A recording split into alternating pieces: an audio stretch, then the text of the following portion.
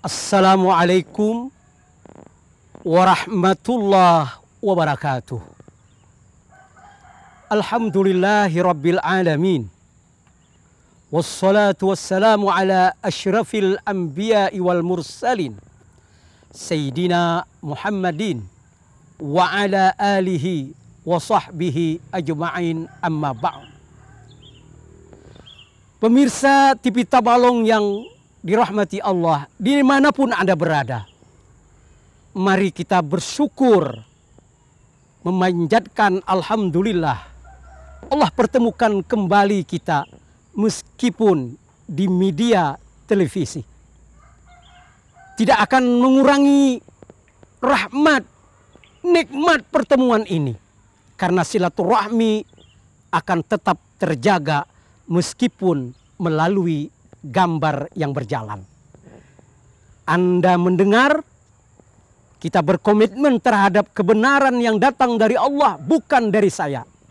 Maka tentu kita sudah menempatkan niat yang benar, menuntut ilmu. Allah akan mengangkat derajat orang yang beriman dan orang yang berilmu beberapa derajat. Semoga pertemuan kita ini manfaat. Kemudian mari pula kita bersolawat kepada Rasul. Allahumma salli ala Sayyidina Muhammad. Tidak ada ikutan yang lebih baik kecuali pada Nabi Muhammad. Tanda kita merindu kepada Rasul, sang teladan itu tidak lain adalah bersolawat kepada Rasul. Allahumma salli ala Sayyidina Muhammad wa ala alihi wa sahbihi ajma'in.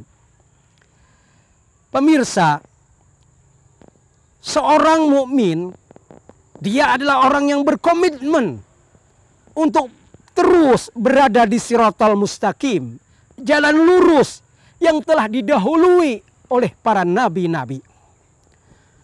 Memang kehidupan kita ini selalu saja menawarkan yang kanan, yang kiri. Silahkan untuk memilih. Tapi karena kita telah menjadi muslim, maka pilihan itu tidak lain adalah jalan lurus. Di sana ada Nabi Muhammad yang membimbing dengan Al-Quran sebagai Al-Furqan, pembeda baik dan buruk. Karena itu, apa saja yang didatangkan dari Nabi Muhammad, ambil. Karena tidak diragukan. Sebagaimana firman Allah di dalam surah Al-Baqarah. Alif Lam Mim. Dzalikal kitabu la raiba fih hudal lil muttaqin. Kita yang mengaku muslim, kita yang mengaku menjadi orang yang bertakwa, tentu tidak akan meragukan yang namanya Al-Furqan. Kalamullah yang menjadi pedoman bagi umat ini untuk menjadi orang yang selamat. Maka karena itu, pertemuan hari ini kita akan mencoba membahas bagaimana sih kesetaraan gender menurut agama Islam. Kesetaraan gender. Berbicara tentang gender tentu berbicara jenis laki-laki dan perempuan. Maka kemudian bagaimana agama ini meletakkan orang yang berstatus perempuan dengan laki-laki.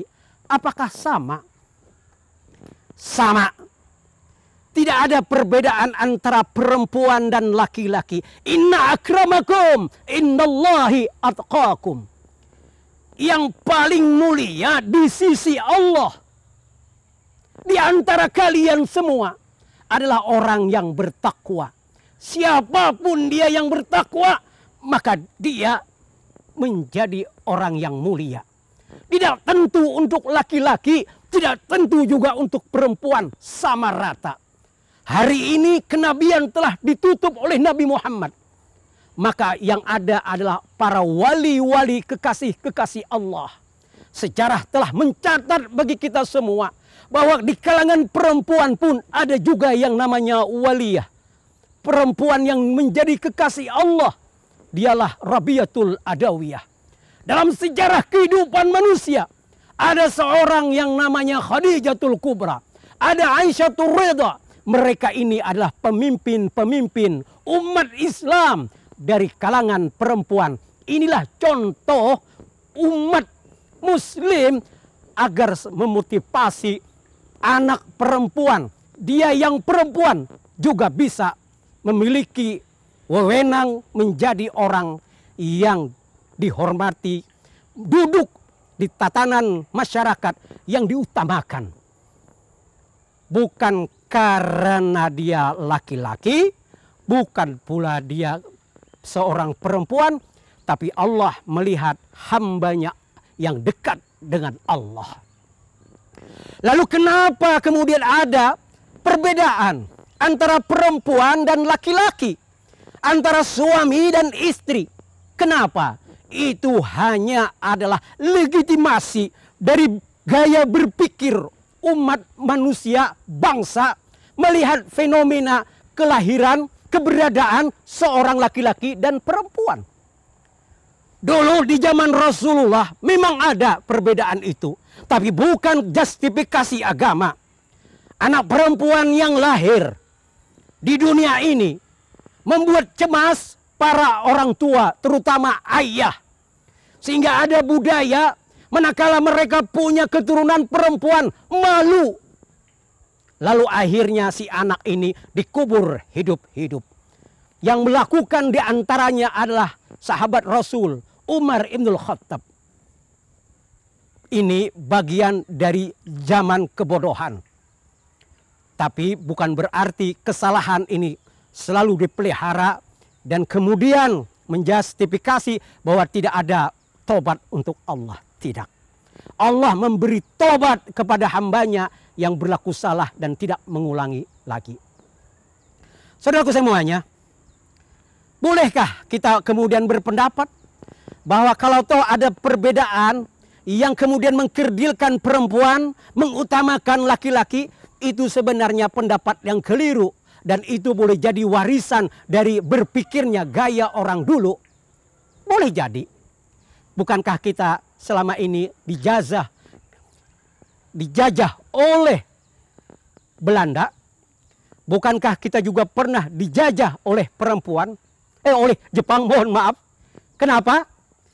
Karena ya penjajahan inilah yang kemudian boleh jadi mewariskan bahwa perempuan ini bisanya hanya begini, laki-laki itu adalah seorang yang memiliki kapasitas untuk memimpin yang jauh lebih banyak, boleh jadi. Nah, oleh karena itu persoalan ini kita dudukkan. Menurut agama bagaimana sih memandang perempuan itu, memandang laki-laki? Nah, maka oleh karena itu ada sebuah ayat yang bagus yang dikatakan di dalam Al-Quran, man amila solehan min zakari au unta bahwa mu'minun falanuhyiyannahu hayatan thayyibah.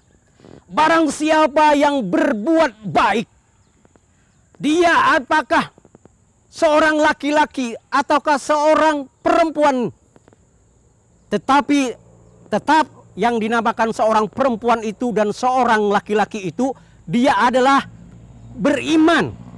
Garis bawah ini, dia adalah beriman. Maka Allah tidak memandang dia laki-laki, tidak memandang dia perempuan, sama kedudukannya. Dia akan mendapatkan yang namanya hayatan thayyibah, kehidupan yang baik. Berarti perempuan dan laki-laki di mata Allah sama, memiliki potensi untuk dapat mengambil peranan hidup dan mempengaruhi kehidupan ini. Dan Allah akan memberi yang namanya kehidupan yang baik.